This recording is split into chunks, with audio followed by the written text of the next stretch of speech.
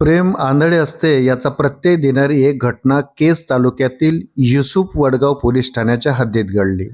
येथील एका 26 वर्षीय विवाहित महिलेने आपल्या 3 मुलांना घरी सोडून आणि एका लहान मुलाला सोबत घेऊन प्रियकरासोबत पलायन केले आहे। विशेष म्हणजे ज्या तरुणासोबत ती पळाली आहे तो देखील विवाहित असून त्याला 2 मुले आहेत। मिळालेल्या माहितीनुसार ही 26 वर्षीय विवाहिता आपल्या कुटुंबासह एका गावात राहते। तिच्या घराशेजारीच भावकीतील एक 27 वर्षीय तरुण राहत होता। या दोघांमध्ये सूत जुळले आणि त्यांनी एकत्र राहण्याचा निर्णय घेतला। आपापल्या मुलाबाळांचा आणि समाजाचा कोणताही विचार न करता या दोघांनी पळून जाण्याचा निर्णय घेतला।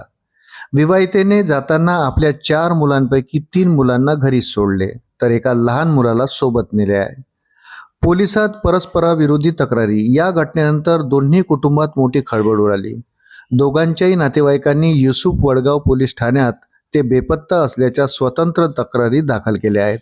एकाच वेळी 2 घरातील सदस्य अशा प्रकारे पळून गेल्याने परिसरात हे प्रकरण चर्चेचा विषय ठरले आहे। अशाच नवनवीन अपडेटसाठी व्हिडिओला लाईक आणि चॅनलला सबस्क्राईब जरूर करा। धन्यवाद।